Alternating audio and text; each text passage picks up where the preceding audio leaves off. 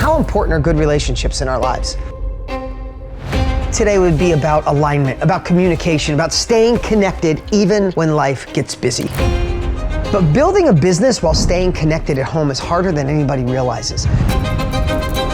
When you find a routine in your life, you find a routine in your business, all of a sudden you just get used to the routine. And then all of a sudden one of you gets a little crazy and says, I need to live into who I'm meant to be. I'm not settling anymore. And what happens is relationships don't fail or start to shift because of lack of love. Sometimes they break due to a lack of alignment.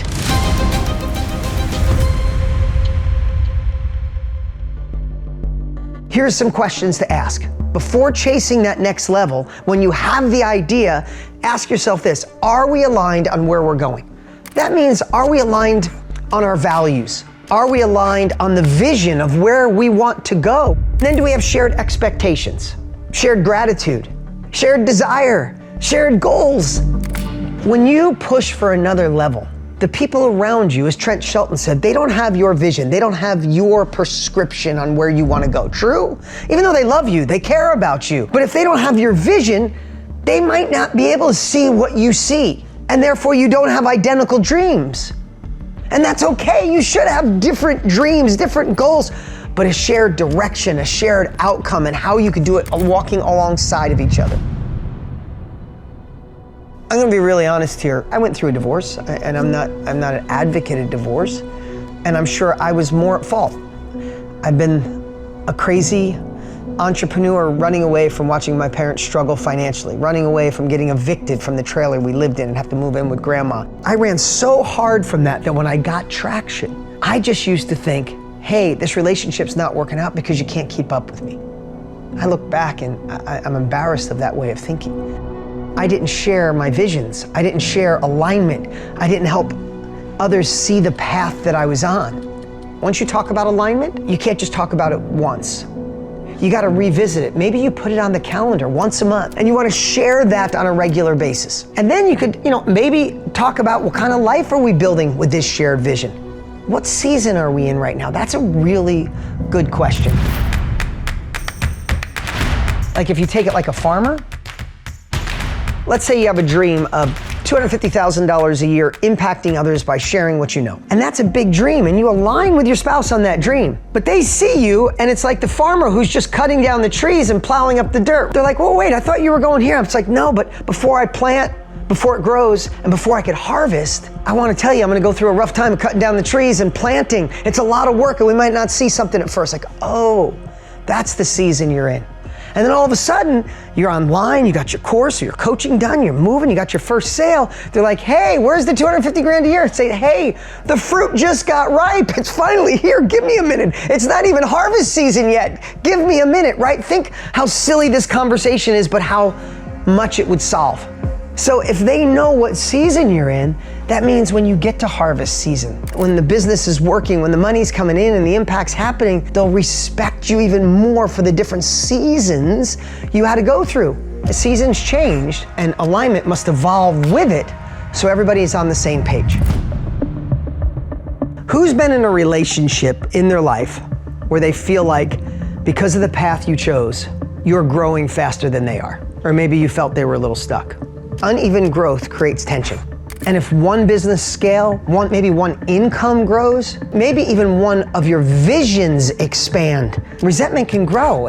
Sometimes it's hard to see that, but if it is, I'm gonna tell you right now, squash it, get aligned. Don't let the support be tied to income or outcomes.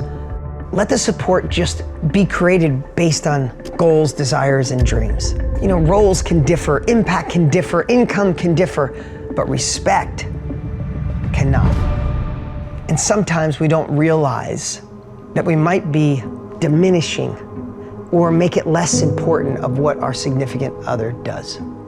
Honor what lights up your partner. This could be a business partner, it could be the closest relationship in your life, or an intimate partner. And sometimes, over time, we get a little dull and we forget the thing that you loved lighting them up about when you first got into a relationship. You loved bringing it up. You loved sharing about it. And now Sometimes we can say, hey, why isn't that done? Or how come we didn't get this? Or weren't we supposed to have that?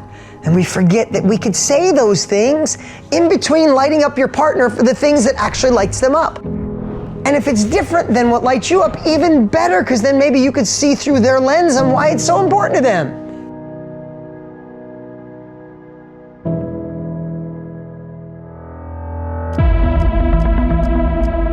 Does anybody know the number one thing that psychologists, therapists say that they can predict the relationship's gonna end over money, even over someone being unfaithful?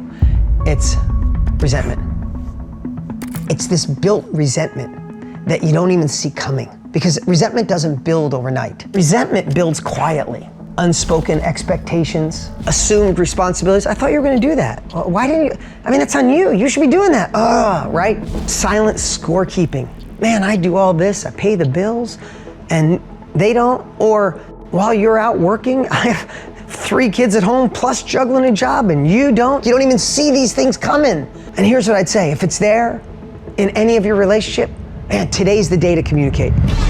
To say, I don't know how we got here, but today's the day we're gonna kill scorekeeping because it kills intimacy. We're gonna kill comparing each other because it kills our connection in this business. I know, it's just like, seems like part of an evolution, but you could stop it today. Because the moment scorekeeping starts, the dynamic of the partnership starts to degrade. What if, for the next 30 days, you just gave without calculating your return? What if you felt good just doing? What if you just treated your significant other the way you want to be treated? Unconditionally. Even if you're frustrated right now, even if you know they haven't been doing the right thing, what if you just did it? Because there's this weird thing that happens when you do that. The other person can't help but to see it. And they either mirror you or they go, what the hell's up? Either way, it starts the communication. And you could say, we've been keeping score for too long. We've probably built some subtle resentment. I'm done with it. Let's get aligned. Let's get connected. Let's crush the resentment. We're gonna talk about our week. We're gonna talk about our aligned mission. However it works for you, connection's worth it.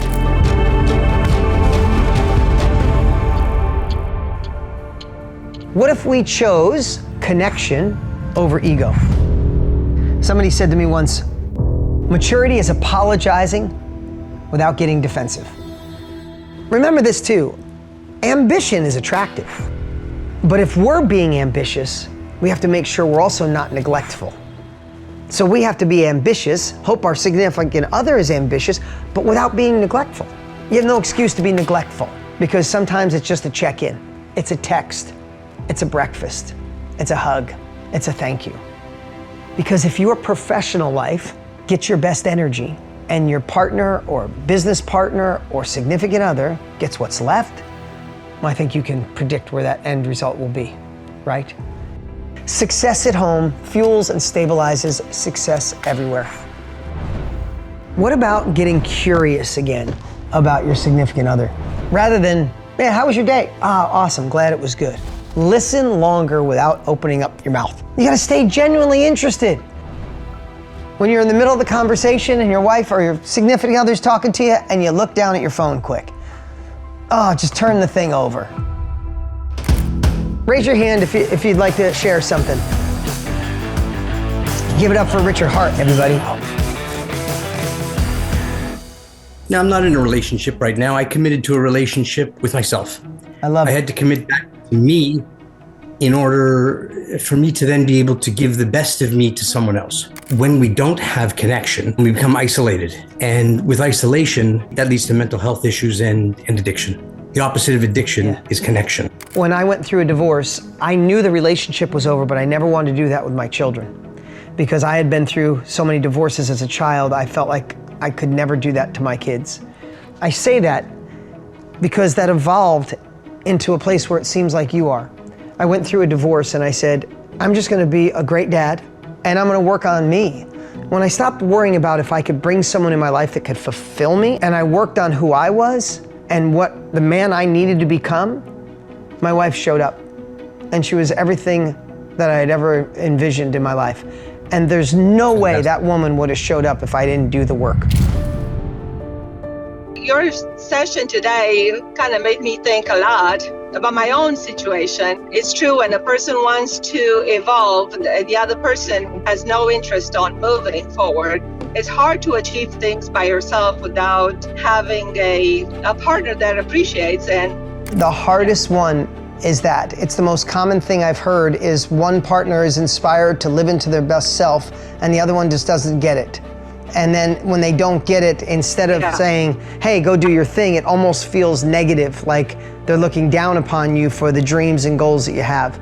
And it really comes down to two things. Don't ask for permission and don't ask for a cheerleader. Just ask them to allow you to become the version you're meant to be without separating from them. So it's almost like, listen, I don't need you to be my cheerleader. I don't need you to even understand what I'm doing. But I'd really appreciate your trust and respect that I have something I have to go after. And then combine that with spending the next 30 to 60 days, like I shared earlier, of just being the person you wish your partner was. And then let us know in the community. I'd love to get an update, or let my team know how it goes. Thank you for an amazing inner circle. Thank you for the beautiful comments. Go out and live into your best self. Stay connected. Communicate. Relationships are important. And if you're in a phase where you're waiting for that next relationship, then work on one with you so that perfect other person comes along.